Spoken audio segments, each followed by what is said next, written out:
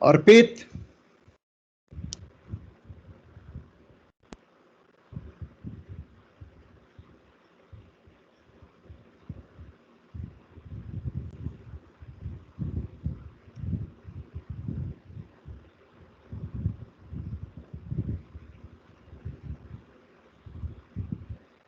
Anybody can respond whether slides are visible or not?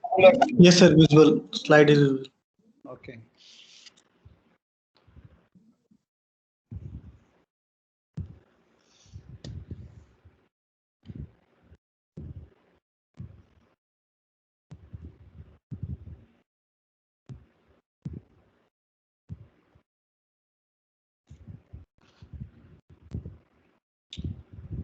So we'll continue tensile properties of the fabric.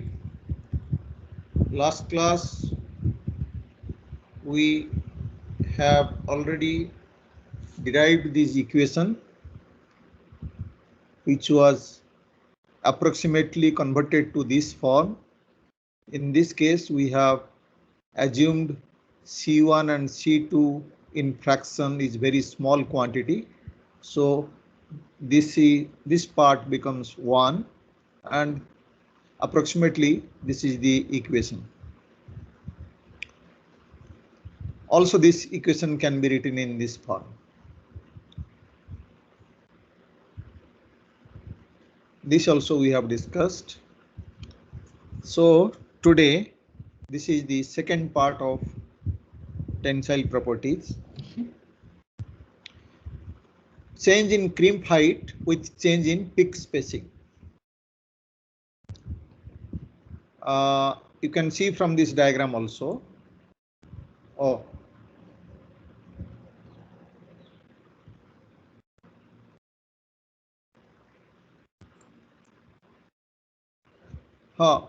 Can you see the slide now? Yes, sir, the slide is visible. Okay. So look at the diagram.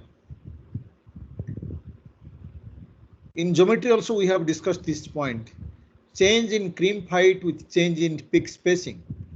If two weft yarn, this and this, they are brought close to each other, obviously the crimp will increase. And if they are taken apart, then crimp will decrease. That is what we will see mathematically how it happens under loading conditions. So in this discussion of yarn extension, yarn compression and the change in internal energy are neglected.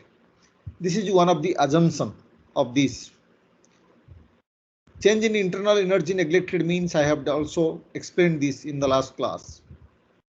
The applied force will cause change in thread spacing due to change in crimp. So which you can see from this diagram. The change in crimp height with change in peak spacing is expressed as dH upon dP. H is crimp amplitude, P is thread spacing. Change in crimp with change in spacing is denoted by dH upon dP. Can be obtained from our crimp amplitude equation. In geometry, we have derived crimp amplitude equation. H1 4 upon 3 P2 C1 or H2 is equal to 4 upon 3 P1 root C2. Let us take H1, crimp amplitude in warp direction. So if you differentiate this, dH1 is this much. Now, substituting the value of dC1. We have already derived this dC1 value if you recall last class. I'm just going back to show you again. dC1. We have already derived this dC1. Similarly, dC2 will be 1 plus C2 dP1 over P1. So now we are substituting the value of dC1 in this equation, then dH1 becomes this much. Rest of the things are only simplification. from where we get dH1 upon dP2. That means change in crimp with change in thread spacing. Warp crimp changes when weft spacing changes, and vice versa. Weft crimp will change when warp spacing will change. Or in other words, they're expressed in terms of dH1 upon dP2 or dH2 upon dP1. So dH1 upon dP2 is this much. Just simplified, nothing has been done, only dC1 value is substituted. Now we'll express modulus. This slide is very important. You have to remember for future also. As you know, modulus is stress upon strain. And normally we call stress is generated force upon cross-sectional area. Strain is del L upon L, change in length over the original length. In case of a fabric, as you know, normally or conventionally in mechanics, textile fabrics are considered as a two-dimensional material, means it has perceptible length and breadth. It has a very highly negligible thickness. So while calculating the modulus, that is stress over strain, in case of stress, instead of taking force per unit area, we take force per unit width of the fabric. And you must have carried out your textile testing practical, in which always we cut a fabric strip of 20 centimeter by 5 centimeter. Whatever strength it comes, we divide by width, that is 5 centimeter. Then we express fabric strength per unit width. So theoretically, while estimating the mathematical expression for modulus, we do same thing. That is what written here. The modulus of a cloth can be defined as the change in the force per unit width for fractional increase in length, which stress upon strain. So dF upon dP1 divided by dP2 over P2. So change in width over fractional width, dP2 over P2, force per unit width P1. Or it can be written in other form, P2 over P1 to dF upon dP2. This is one expression for modulus in warp direction. Remember, fabric can be tested for its tensile properties in warp direction as well as weft direction. Also, it can be tested in any bias direction also. Direction at some angle to the warp or weft, that we will discuss separately. Now we are discussing only modulus in principal direction, that is warp and weft, and this expression is modulus in warp direction. That is the general equation. We will study this general equation under different situations. What are those different situations? Let us take case 1. Case 1 is when stresses are sufficiently large.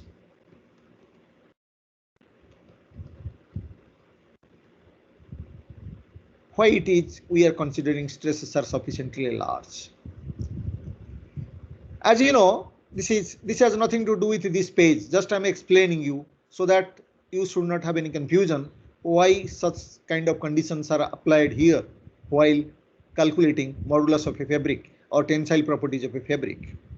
Normally, as you know, whenever we wear a fabric is never subjected to a load so that the fabric is broken into two pieces.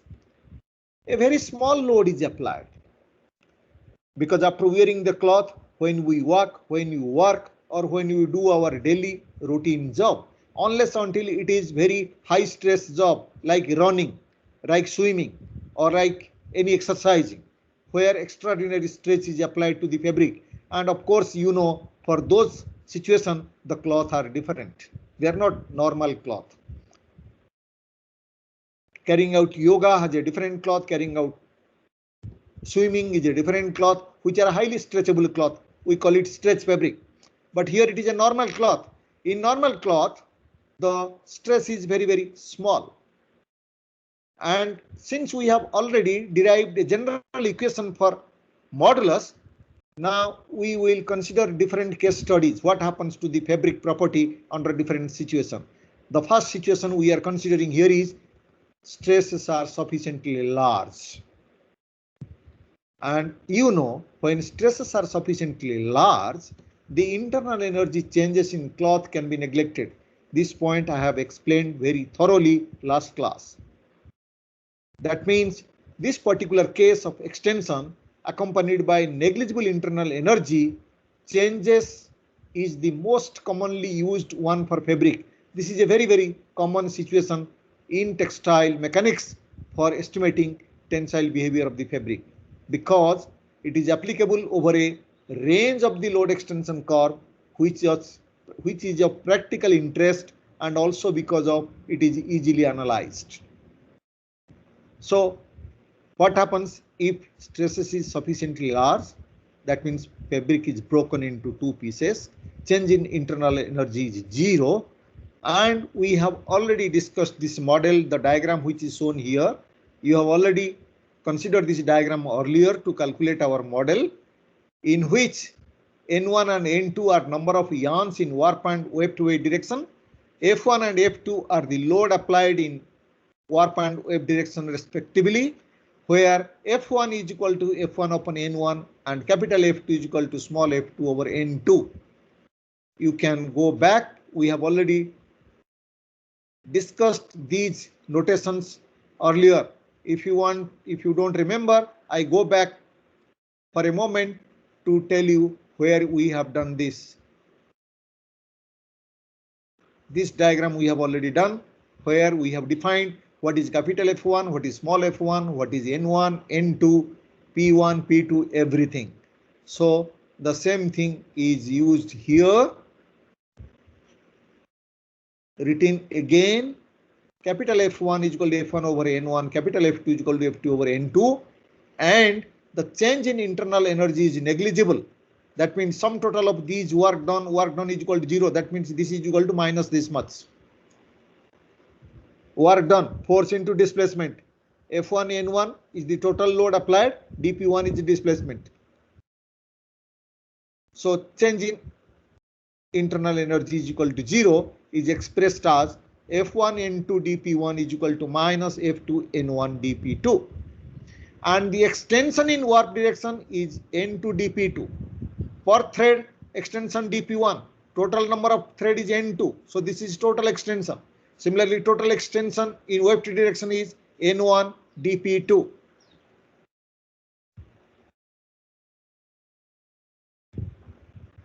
So now I'm changing the slide. When stresses are sufficiently large, the internal energy changes in the cloth can be neglected. We have also seen earlier in equation number 3,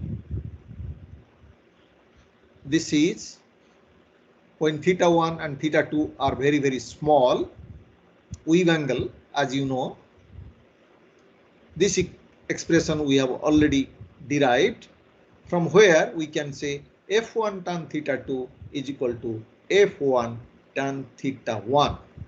That means force applied can be related to weave angle in any tensile deformation of a cloth. This is given by equation number 5. Now let us see what happens next. We are saying stresses are sufficiently large.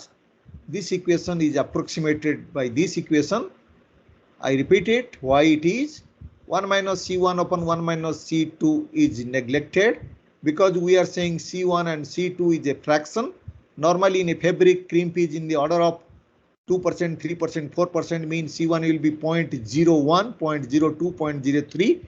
That means 1 minus 0.01 or 1 minus 0.0203 is same as 1 and 1. So this portion is neglected. So approximately the equation becomes F1 over F2 is equal to root C2 over C1, or we can write in this form F1 C1 F2 C2. This is equation number C2. Remember, this is true only when stresses are sufficiently large. That means change in internal energy equal to 0.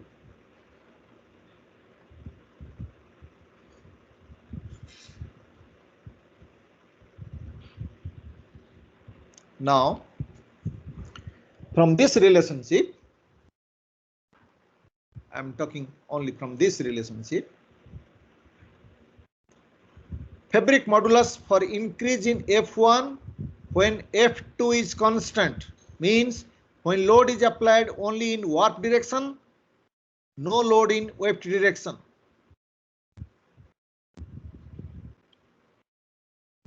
Initially the modulus is calculated loading in both direction.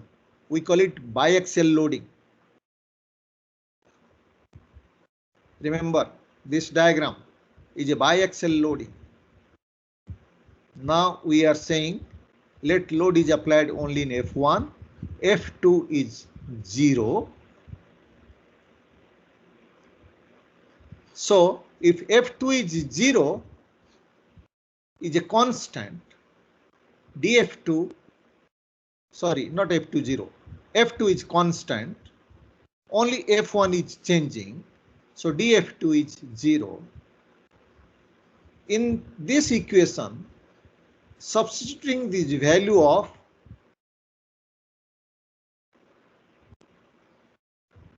C1, dC1, dC2, we get this one. So I'm just differentiating F1, C1, F2, C2.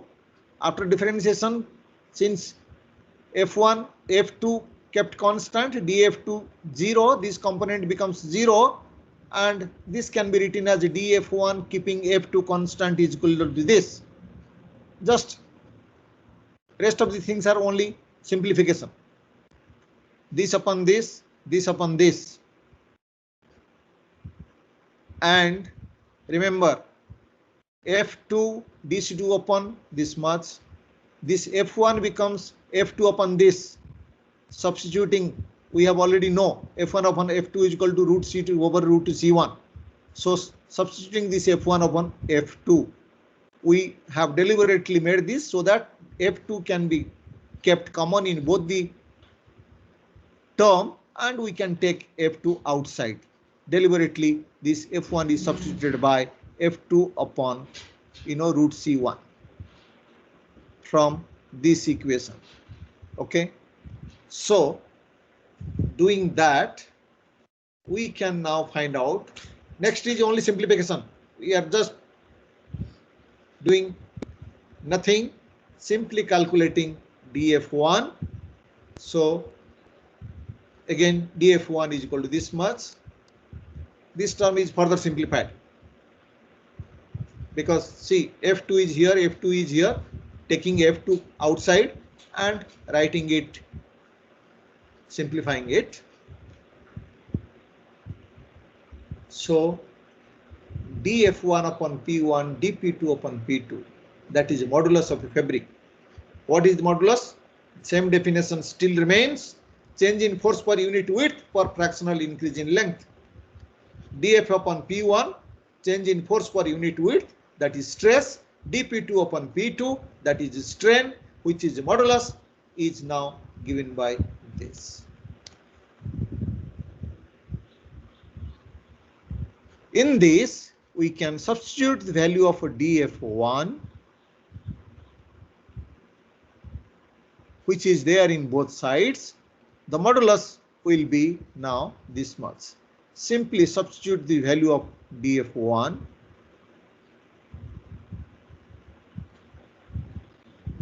So the final expression for the modulus will be this by substituting the value of dC1, dC2. So obviously the question arises, why we change the value of dF1, why we change the value of dC1 and dC2. In any mathematical model, the final formula must be expressed in terms of the quantity which should be measurable. Otherwise, there is no point in deriving formula which cannot be authenticated vis-a-vis experimental results. Our interest is to derive a formula for fabric modulus in terms of the quantities which must be measurable. All of them. Look at F2 is the force applied. P1 in a fabric can be measured. C1 in a fabric can be measured. C2 in a fabric can be measured. P2 a fabric can be measured. If work count, weft count and crimp is given, you can find out the modulus of the fabric.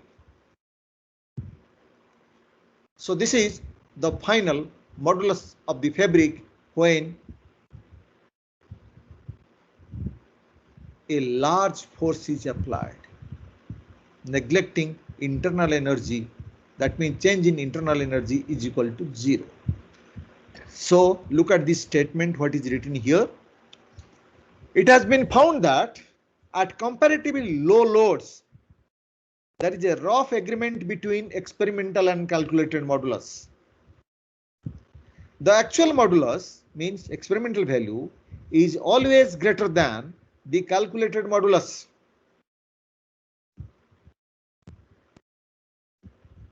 Why it is?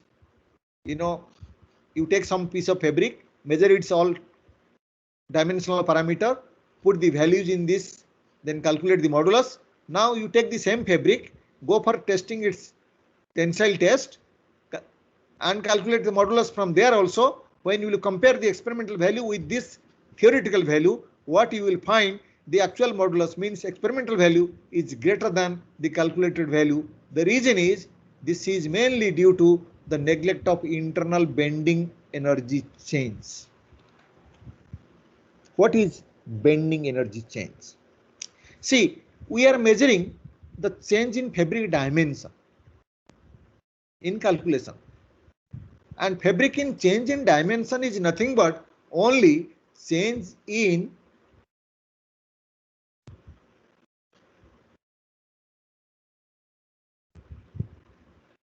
there is no diagram here. Yeah. Changing dimension means load is applied, fabric gets straightened. So crimp reduces. And initially, if you recall, I have already discussed with you the load elongation characteristic curve. Initial portion of the load elongation characteristic curve is mainly because of on-bending, that is crimp interchange. I go back again to recall you. From here to here, whatever load is applied is because of decrimping. Decrimping is nothing but on-bending. Crimp insertion means bending of yarn. Crimp removal means on-bending. So what the statement is written here, at low load, at the initial stage of tensile loading,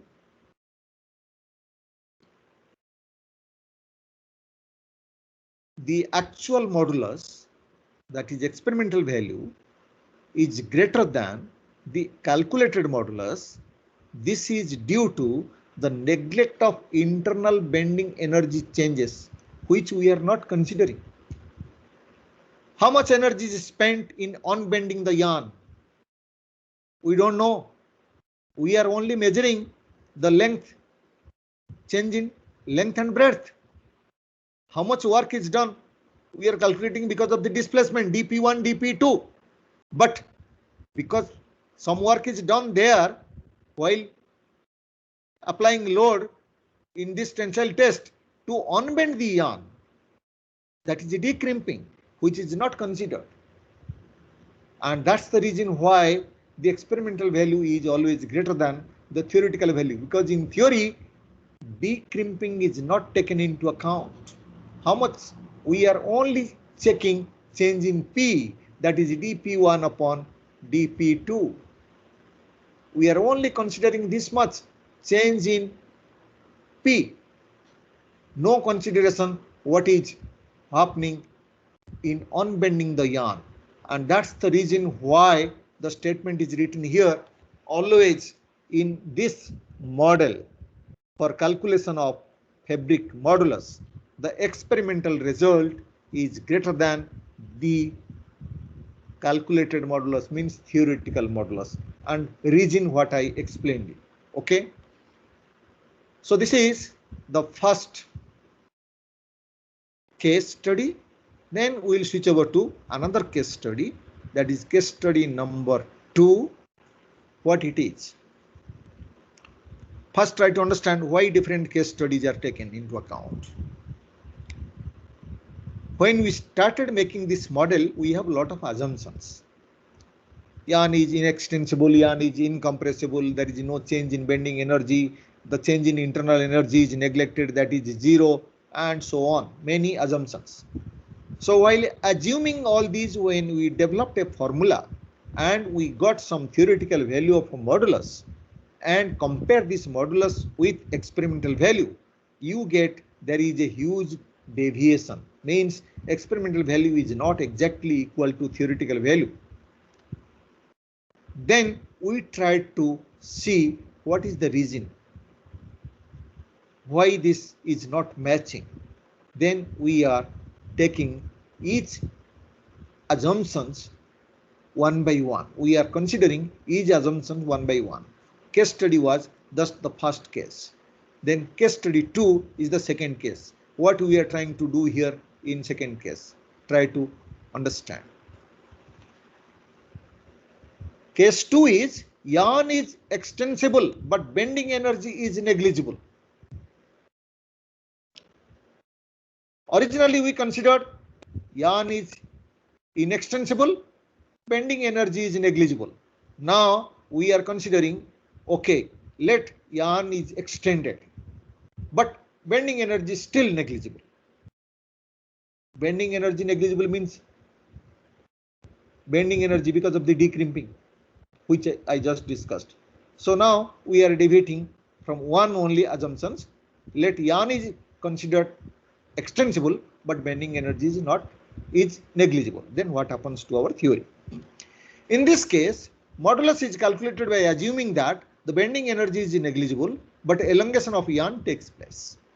If the yarns are extended during the extension of the cloth, by assuming that it behaves like a linear, yarn is extended, let initially it obeys the law of elasticity.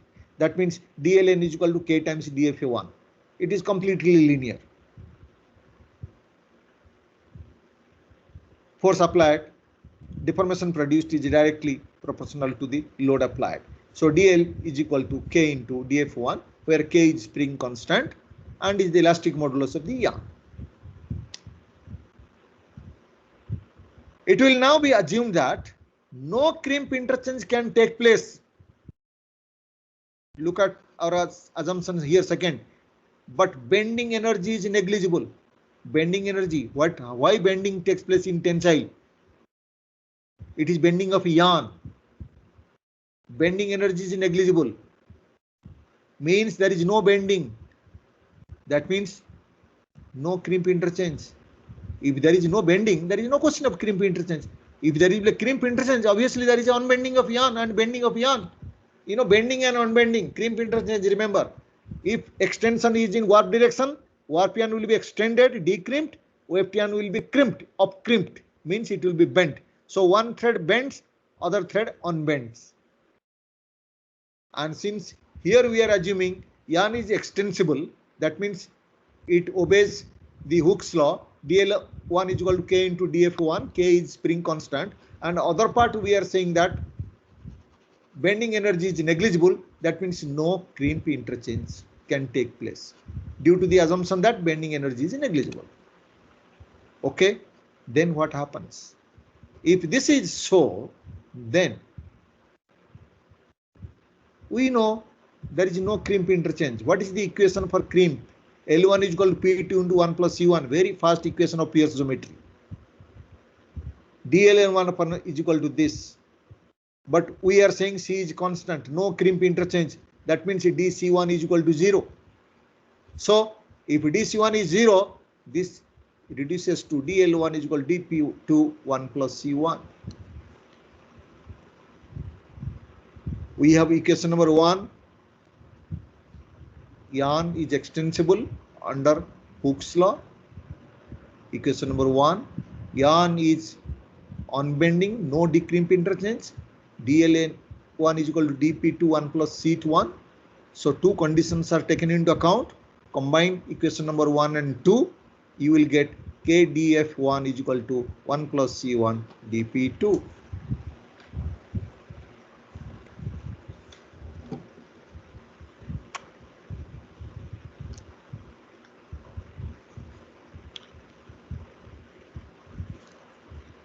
So now I am changing slide. dF1, nothing doing, only simply simplification, is equal to 1 plus C1 dP1 over K. K is constant. So modulus of the cloth will be using the same formula. Same formula, modulus force per unit width, change in dimension of other direction. dF1 upon dP2, P2 over P1. Simplified, P2 over P1, 1 plus C1 over K, let's say is equal to B.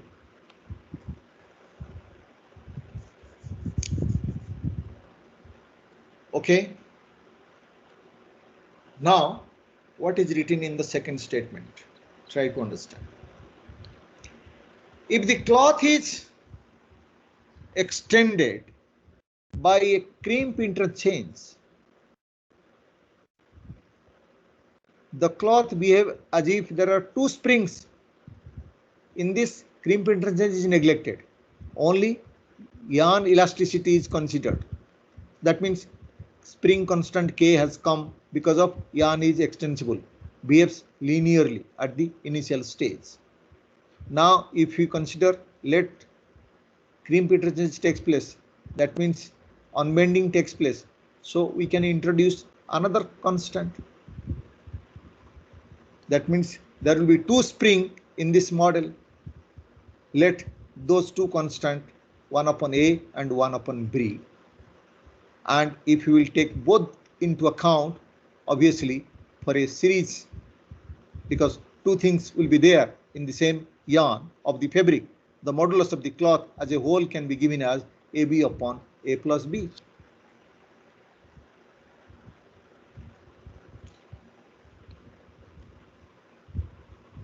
Even this is not the end. As you go on eliminating all what we have assumed one by one, you will get still better result, better result. Better result means the deviation of experimental value and theoretical value is less. That is what the meaning of better result.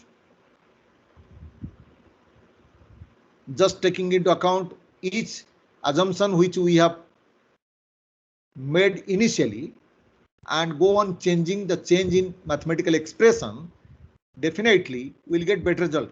But at the same time, remember, we get better result, but the equation becomes more and more complex. And sometimes you will find that equation will arrive at a situation where it is difficult to authenticate. Authenticate will be possible only when all the parameters in the equation are measurable. Means you get a experimental value for that. Here up to this it is okay. K value you can get it because it is spring constant of the yarn. You take that yarn from which this fabric is made, go for its tensile test, you can find out its constant K value. From initial, you just take into initial load elongation curve, see what is the constant that we can find out. But up to this is okay. Two constant, one is for yarn spring constant, another is for bending unbending constant, and equation becomes will be in this form. This is B, and we have already explained for A. Here this is A and B. Combine these two, you will get AB upon A plus B. What is next? What happens which we are still neglecting after even taking into this? If you compare the experimental value with the theoretical value, it will not be same. There are still some mistakes we are doing, and here is mentioned one. It is necessary to make an allowance for yarn compression to improve the agreement.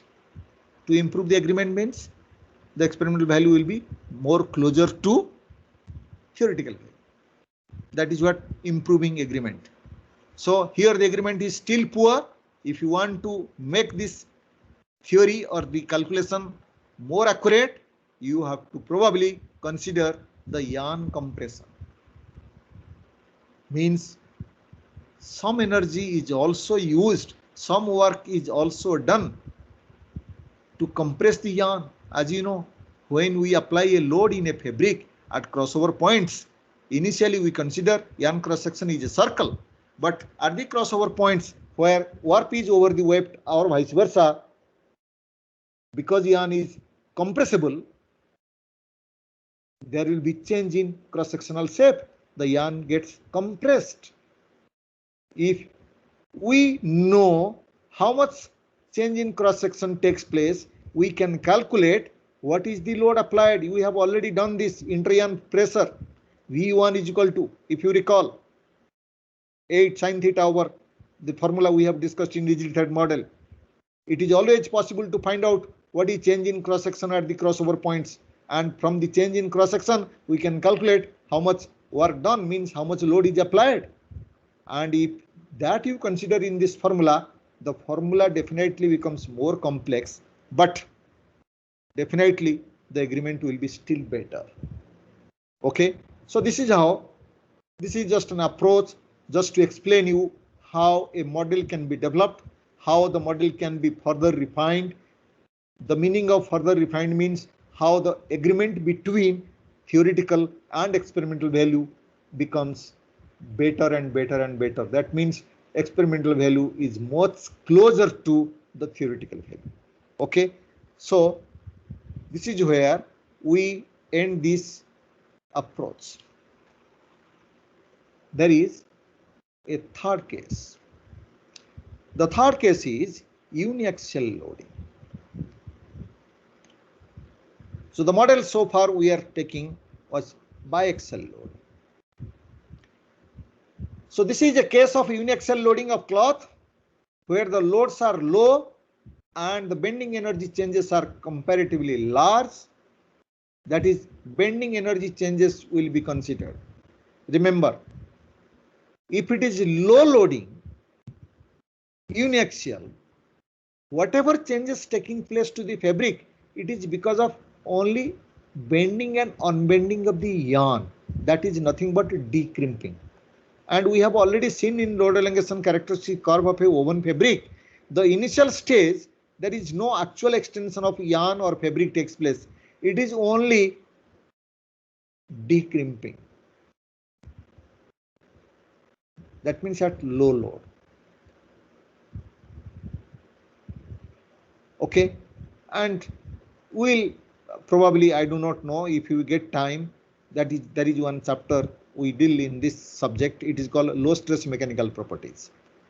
That means when low stress mechanical properties means the fabric deformation, both all tensile, bending, shear, compression at a low load. How the fabric behaves, that is also dealt in, but if the time permits, we will discuss towards the end, but not now.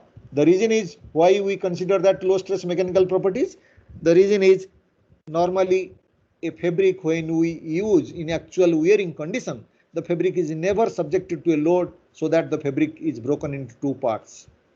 Here in all this theory what we are discussing, the fabric is subjected to a very high load. That means change in internal energy is zero, means stress is too high. But in actual wearing condition, the fabric is never subjected to that load. That means there is a need to know the behavior of the fabric under low stress, which is a separate subject. So the actual means absolute meaning of low stress means when the fabric is subjected to a load which purely remains within Hookean zone. So you understand what is Hooke's law, what is Hookean zone. As long as load is directly proportional to extension or vice versa, that means completely linear.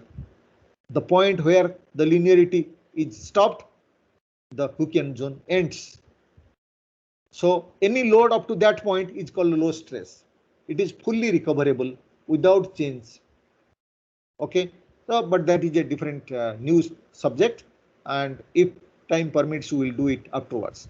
Now we are considering uniaxial loading, and this is what the condition I told you. So this analysis is helpful in understanding the initial extension or decrimping of uniaxial loaded fabric. So remember, initial extension is nothing but decrimping, which you have already seen in load extension curve. In fact, it is proved that it is justifiable to neglect the yarn extension for such a load. A fabric, from the point of view of bending energy changes, can be in a variety of states. What is the meaning of this? Can be variety of states.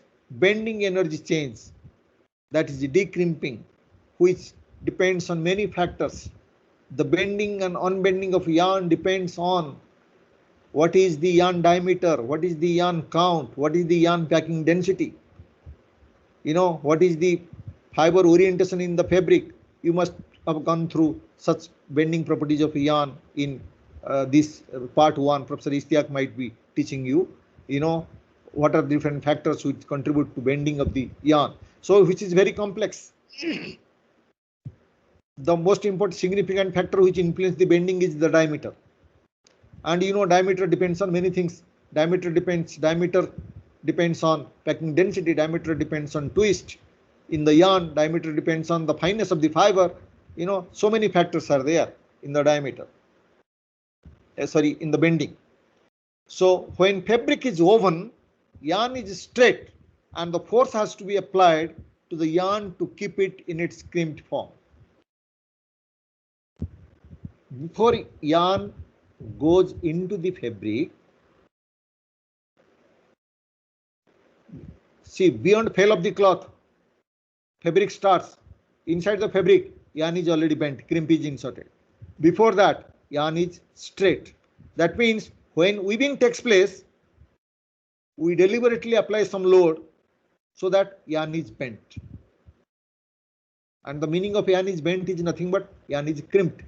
Bending and unbending of yarn in a fabric is nothing but simply insertion of crimping or decrimping. That is what the meaning. Okay, that is what written in the last point. When fabric is woven, yarn is straight and the force has to be applied to the yarn to keep it in its crimped form. If the yarn remained in this stressed state, the extension of the cloth would result in a decrease in the bending energy in the yarn being extended, while a corresponding increase in bending energy would take place in the other set of yarn since crimp is increased, which is nothing but crimp interchange phenomena, which we have already discussed in detail. However, the yarns do not remain this condition. The internal force gradually relaxes and ultimately a stage is reached in which there is no internal force, which is nothing but relaxation. And there are many ways to relax. There is a dry relaxation, there is a wet relaxation. Fabric undergoes relaxation at a different finishing stage, which is a continuous process subsequently. Such a cloth will on extension require an increase in bending energy in both states of threads, since both the threads, the curvatures are being changed from naturally curved configuration. This particular thing will will be discussed in detail immediately in the next lecture. How the curvature changes, how the energy changes in the fabric because of the relaxation. More detail during bending chapter. The moduli of cloth in two different states, that is set and onset state, is different, obvious. Modulus, two different states, set and onset. Set means fully relaxed, onset means unrelaxed. And modulus of a relaxed fabric, modulus of a unrelaxed fabric is different. Completely set and completely onset are two limiting cases. Completely set condition has the most practical application since it applies fairly accurate to most finished cloth. A fabric finished means completely set. Completely set means fully relaxed. That is what the meaning of relaxed fabric. No strain energy, no internal energy. Fabric is relaxed, fabric is set. So set is a physical phenomena. What? The mechanical statement is strain energy in the fabric, change in internal energy in the fabric. So you must understand this. How to know a cloth is set or onset by measuring its mechanical properties. But in physical term, we say fully relaxed, partially relaxed, or unrelaxed. But mechanically, that is the meaning. Strain energy inside. Okay, so this is what the end of this tensile as far as the fabric is under uniaxial and biaxial loading. Based on this, I will give you one example. Try to note this.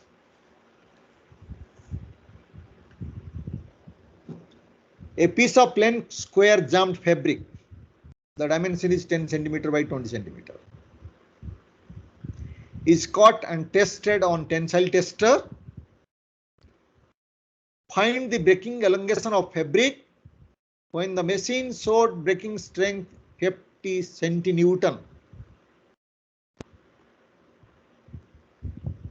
The count of yarn is 20 ticks.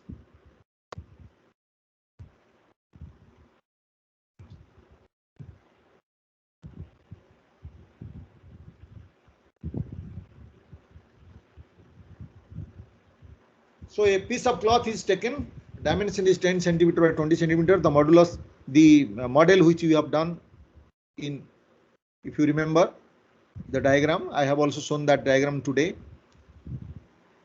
10 is warp direction, 20 is weft direction.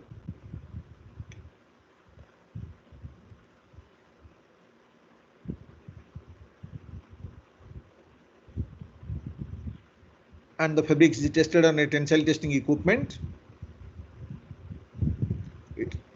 Question is asked to find out its breaking extension. During test, the machine shows breaking strength is 50 centinewton. The count of yarn is 20 ticks.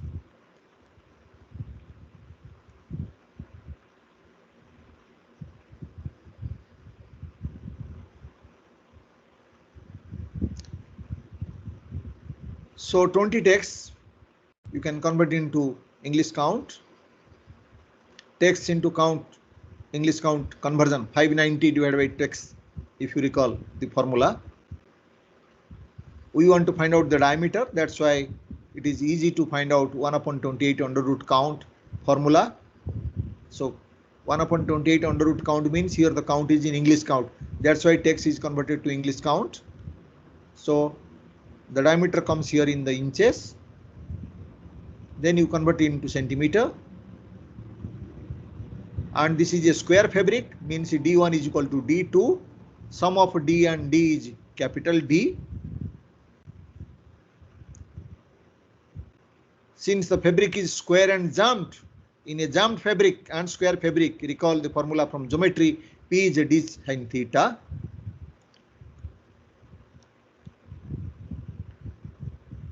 P is already given. you can calculate. So square jammed fabric theta is 60 degree, sine 60 degree. So you can find out the P value.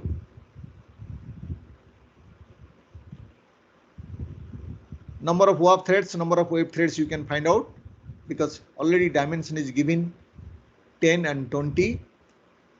10 for warp, 20 for weft. So for warp,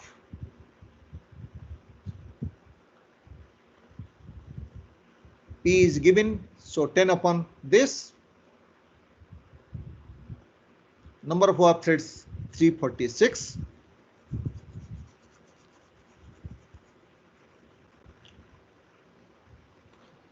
I hope you no confusion in following this. N is equal to 1 upon P, or P is equal to 1 upon N, and it is dimension is 10, so multiplied by 10. So number of warp thread is 346.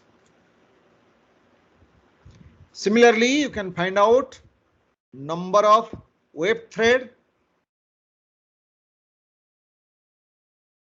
like this, 50 upon 346. There it was 10 upon this, it is 50 upon this.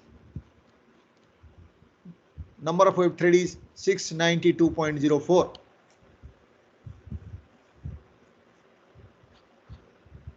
(20) into 1 upon P. 20 is the total wave direction dimension. 1 upon P is N.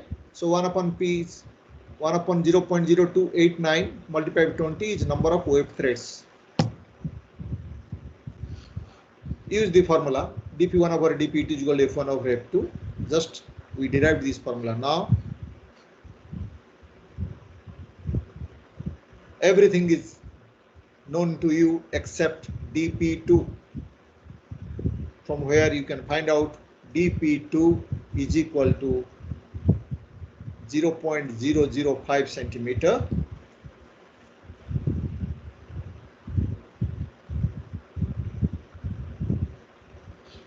Then total extension in wave direction is already wave direction number of threads is 692 wave thread multiplied by dp2 is equal to total extension in wave direction 3.46 centimeter. So it is asked not to express in percentage, only absolute extension of the fabric, because a piece of fabric dimension is given. Okay, so this is the, with this load, this fabric gives an extension of, this means extra length of 3.46 centimeter. Okay, so you try to read this theory thoroughly, then only you can do variation, different types of numericals, but it is, we have to proceed ahead. So this is first part of tensile properties. The other part of tensile properties is fabric extension when forces are not large. The first part, what we just completed, is forces are too large, change in internal energy is neglected. That's why you have taken work done by both direction is equal to 0. But this is a special case when fabric extension or when force is not that large. What happens to extension of the fabric? So I will discuss from the next class here, because we cannot keep it, the concept I have to explain in the beginning, then we have to go for derivation of the model. What will be the modulus under these conditions? So I stop it here. Next class we will do fabric extension when force is not large. You can log out now.